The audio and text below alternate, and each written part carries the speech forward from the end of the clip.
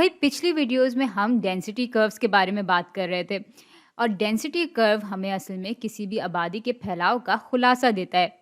लेकिन इस वीडियो में हम मज़ीद तफसील से जानेंगे कि डेंसिटी कर्व को हम कैसे बयान कर सकते हैं। यहाँ पे हमारे पास 4 अदद डेंसिटी कर्व्स हैं और यहाँ पर पहला काम हम ये करेंगे, ये डेंसिटी कर्व्स जिस फैलाव को बयान कर रहे हैं हम उनका मीडियन मालूम करने की कोशिश करेंगे। चलें ऐसा करते हैं कि एक दफ़ा दोहरा लेते हैं कि मीडियन किस बला का नाम है। तो भाई अगर हमारे पास किसी फैलाव के नुक्ते दिए हुए हैं तो हम छोटी कदर से बड़ी कदर तक उन सारे नुक्तों को तरतीब देते हैं और फिर देख लेते हैं कि उस तरतीब में दरमियानी नुक्ता कौन सा है। और अगर हमारे पास जुफ्त यानी इवन नंबर्स हैं, इवन नुक्ते हैं, तो हम दरमियानी दो नुक्तों का एवरेज ले लेते हैं। इस बात को मैं यूं भी बयान कर सकती हूँ कि हम असल में वो नुक्ता मालूम करना चाहते हैं जिसके ऊपर फैलाव के आधे नुक्ते हों और जिसके नीचे भी फैलाव के आधे नुक्ते हों। अब आते हैं डेंसिटी कर्व्स पे। तो डेंसिटी कर्व पे जब हम ये जानना चाहते हैं कि वो बीच का नुक्ता कौन सा है तो हम इसके रकबे को देख लेते हैं। हम ये देख लेते हैं कि किस नुक्ते पे, किस फासले पे हमारा 50% रकबा उस नुक्ते से ऊपर है और 50% रकबा उस नुक्ते से नीचे है। तो भाई इस डेंसिटी कर्व के लिए अंदाजन मीडियन यहाँ पर होगा। ये मैं लिख भी लेती हूँ। भाई इस डेंसिटी कर्व का मीडियन मालूम करना तो बहुत आसान था।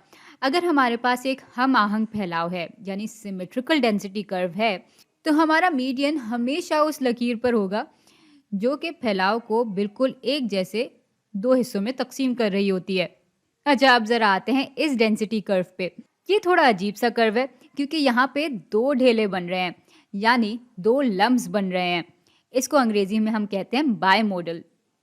लेकिन अगर आप देखें तो ये फिर भी सिमेट्रिकल है यानी ये फिर भी हम आहंग है।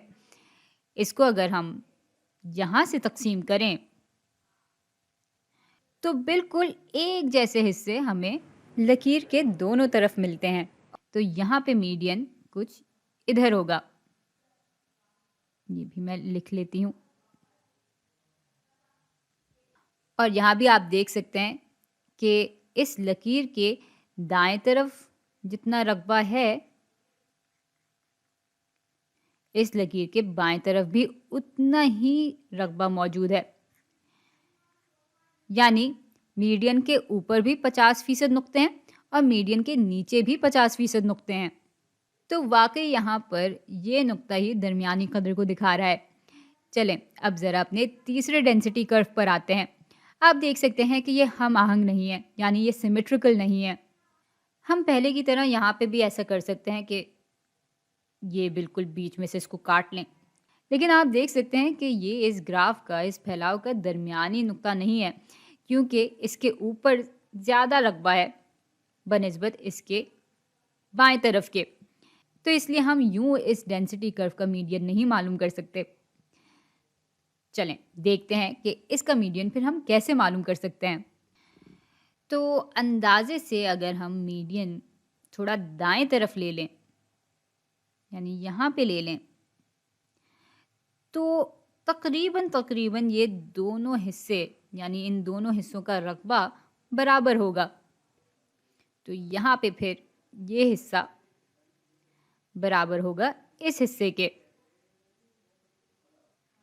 और अगर ऐसा हो रहा है तो हमारा मीडियन यहाँ पर होगा। तो ये है हमारा मीडियन। और बिल्कुल ऐसे ही चूंकि ये जो कर्व है वो भी हम आहंग नहीं है लेकिन ये थोड़ा दाएं तरफ तिरछा हुआ है तो इसका मीडियन कुछ बाएं तरफ होगा। यहाँ पे अगर हमारा मीडियन होगा तो ये हिस्सा बिल्कुल बराबर होगा इस हिस्से के यानी इस फैलाव का 50% रकबा मीडियन के ऊपर होगा और बिल्कुल उतना ही मीडियन के नीचे भी पाया जा रहा है। तो इसलिए ये एक बेहतर अंदाज़ा है कि हमारा मीडियन यहाँ पर होगा। तो भाई मुसलसल चलने वाले यानी कंटिन्यूस डेंसिटी कर्व के लिए मीडियन हम यूं मालूम कर लेते हैं। अब ज़रा आते हैं औसत कदर पे। यानी मीन पे। तो औसत कदर के लिए हम हर मुमकिना कदर को ज़रब दे देते हैं उसकी फ्रीक्वेंसी से, यानी जितनी दफ़ा वो आता है उस तादाद से, और फिर हम उन सब को आपस में जमा कर देते हैं। यहाँ पे हम औसत कदर को यूं भी बयान कर सकते हैं कि हम हर मुमकिना कदर का वज़न ले लेते हैं और उनको आपस में जमा कर देते हैं। तो जब हमारे पास यूं हम आहंग यानी सिमेट्रिकल डेंसिटी कर्व्स मौजूद होते हैं, तो इनका जो मीन होता है, जो औसत कदर होती है, वो बिल्कुल बराबर होती है मीडियन के। तो इसकी औसत कदर यहाँ पे होगी और इसकी औसत कदर यहाँ पर होगी।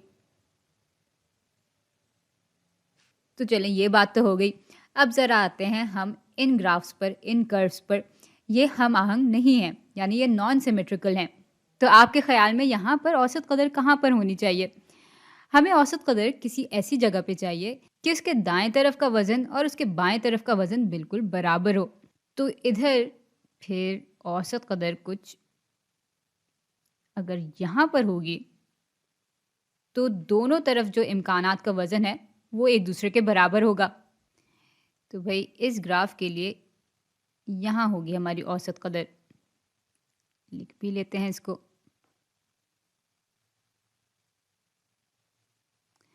अच्छा, अब इस ग्राफ पे आते हैं। यहाँ पे ये लंबी सी दुम इसकी इस तरफ है, बाएं तरफ है। यहाँ पे ये दाएं तरफ थी।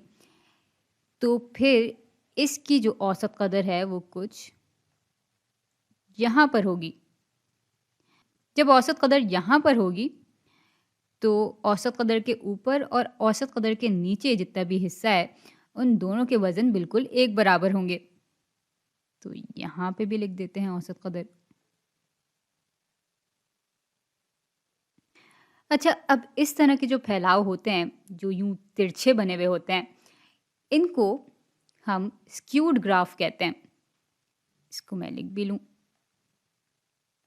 ये हैं स्क्यूड फैलाव, यानी तिरछे फैलाव या एक तरफ से ढलके हुए फैलाव। जिस फैलाव में औसत कदर मीडियन से दाएं तरफ होता है और जिसमें दुम भी जो है, ये लंबी सी जो दुम है, वो भी दाएं तरफ होती है, वो होता है दाएं तरफ से तिरछे हुए या दाएं तरफ से ढलके हुए ग्राफ, यानी राइटली स्क्यूड।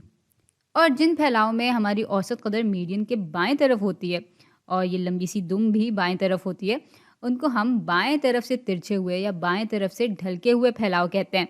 और वो फैलाव जिनमें औसत कदर मीडियन के बाएं तरफ होती है और ये लंबी सी जो दुम है वो भी बाएं तरफ होती है, उनको हम बाएं तरफ से तिरछे हुए या बाएं तरफ से ढलके हुए फैलाव कहते हैं। और अंग्रेज़ी में अगर मैं इस तरह के फैलाव को बयान करना चाहूँ, तो इनको हम लेफ़्ट स्क्यूड फैलाव कहते हैं। तो ये था मामला डेंसिटी कर्व्स का, और अब मैं आपसे मिलती हूँ अगली वीडियो में।